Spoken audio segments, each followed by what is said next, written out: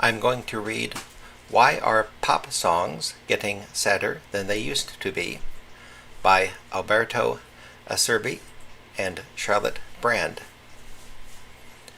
Reading from the webpage this is published on. Alberto Acerbi is a cognitive and evolutionary anthropologist and a lecturer in psychology at Brunel University in London. His latest book is Cultural Evolution in the Digital Age. Charlotte Brand is a postdoctoral research associate at the University of Exeter. She specializes in the evolution of human behavior, including social learning, cultural evolution, social hierarchies, and sex differences in behavior. Why Are Pop Songs Getting Sadder Than They Used to Be was first published online at aeon.co, aeon.co, on February 4th, 2002. Please review this material before letting your children listen. Why are pop songs getting sadder than they used to be? Are popular songs today happier or sadder than they were 50 years ago? In recent years, the availability of large digital datasets online and the relative ease of processing them means that we can now give precise and informed answers to questions such as this. A straightforward way to measure the emotional content of a text is just to count how many emotion words are present. How many times are negative emotion words, pain, hate, or sorrow used? How many times are words associated with positive emotions, love, joy, or happy used? As simple as it sounds, this method works pretty well, given certain conditions. For example, the longer the available text is, the better the estimate of mood. This is a possible technique for what is called sentiment analysis.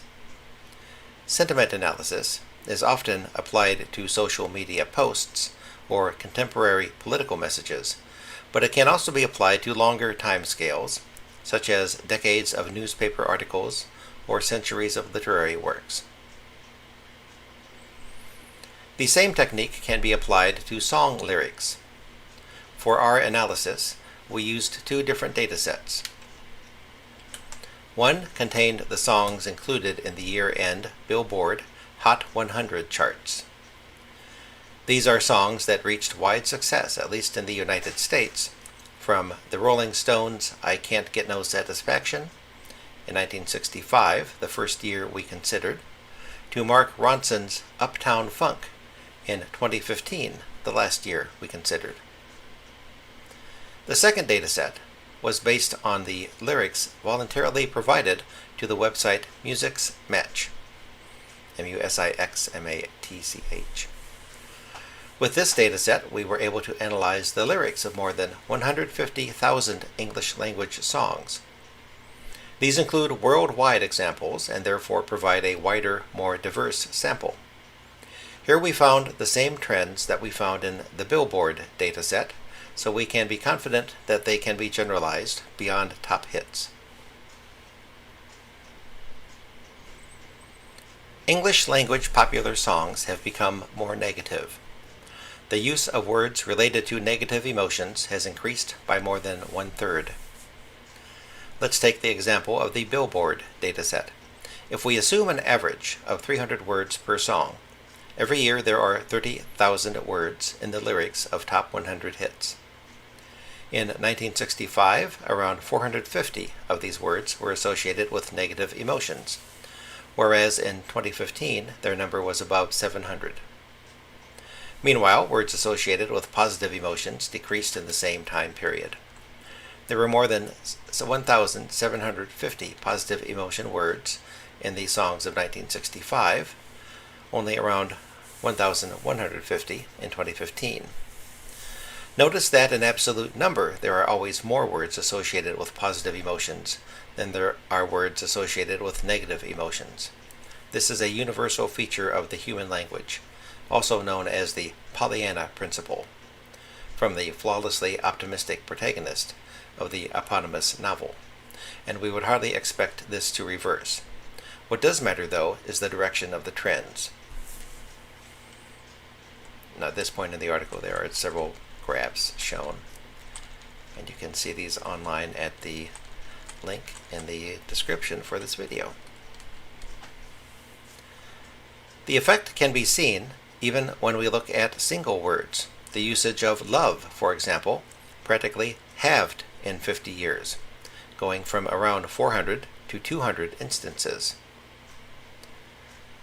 The word hate, on the contrary, which until the 1990s was not even mentioned in any of the top 100 songs, is now used between 20 and 30 times each year. Our results are consistent with other independent analyses of song moods, some of which used completely different methodologies and focused on other characteristics of the songs.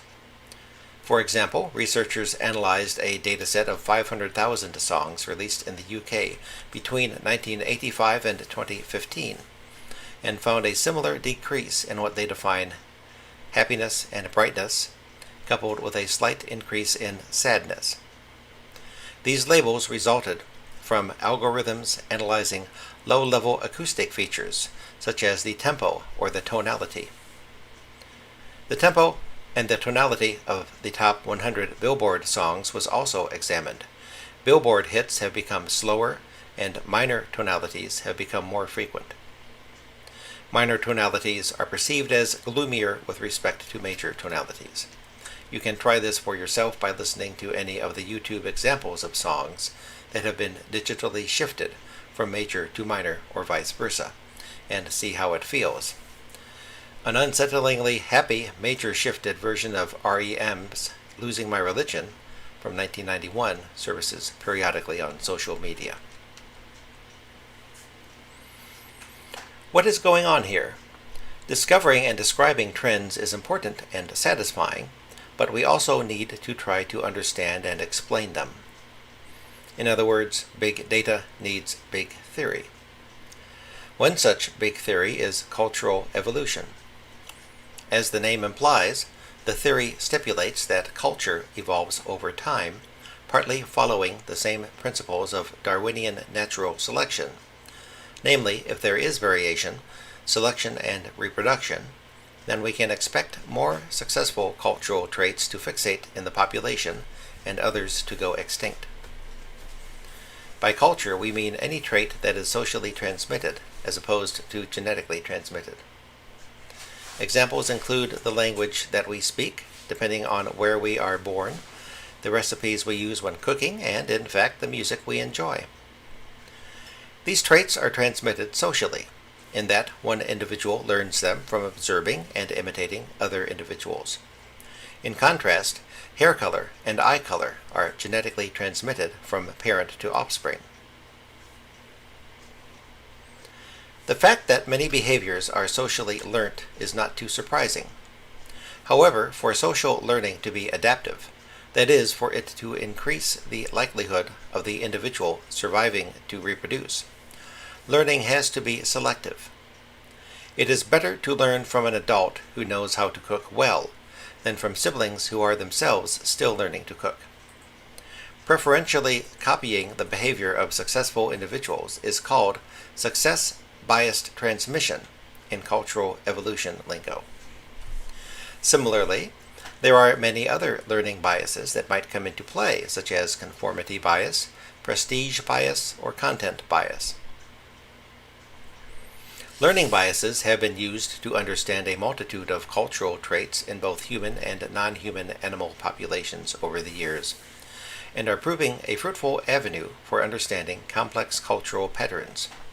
To understand why song lyrics have increased in negativity and decreased in positivity over time, we employed the theory of cultural evolution to see if the pattern can be explained via social learning biases.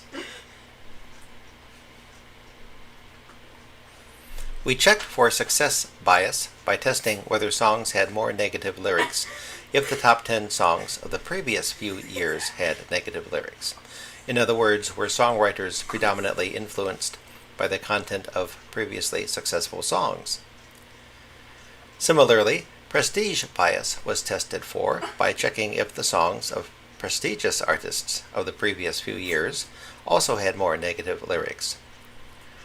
Prestigious artists were defined as those who appeared in the Billboard charts a disproportionate number of times, such as Madonna, who has 36 songs in the Billboard Hot 100.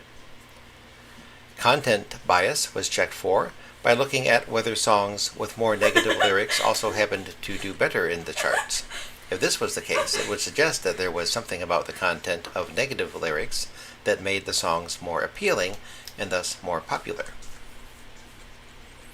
Although we found small evidence for success and prestige bias operating in the datasets, content bias was the most reliable effect of the three in explaining the rise of negative lyrics. This is consistent with other findings in cultural evolution, in which negative information appears to be remembered and transmitted more than neutral or positive information.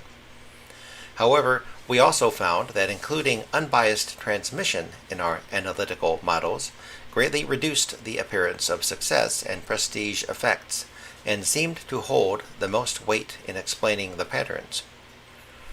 Unbiased transmission here can be thought of in a similar way to genetic drift, in which traits appear to drift to fixation through random fluctuations, and in the apparent absence of any selection pressure. This process has been found to explain the popularity of other cultural traits, from decorations in Neolithic pottery to contemporary baby names and dog breeds. Importantly, finding evidence of unbiased transmission does not mean that the patterns have no explanation or are predominantly random, but that there is likely a whole multitude of processes explaining the pattern, and that none of the processes we checked for are strong enough to dominate the explanation. The rise of negative lyrics in popular English language songs is a fascinating phenomenon, and we showed that this can be due to a widespread preference for negative content, plus some other yet-to-be-discovered causes. Given this preference, what we need to explain is why pop song lyrics before the 1980s were more positive than today. It could be that a more centralized record industry had more control on the songs that were produced and sold. A similar effect could have been brought about by the diffusion of more personalized distribution channels, from blank cassette tapes to Spotify's made-for-you algorithmic tailoring. And other broader societal changes could have contributed to make it more acceptable, or even rewarded, to explicitly express negative feelings. All these hypotheses could be tested using the data described here as a starting point. Realizing that there's more work to be done to better understand the pattern is always a good sign in science. It leaves room for fine-tuning theories, improving analysis methods, or sometimes going back to the drawing board to ask different questions. There ends the article.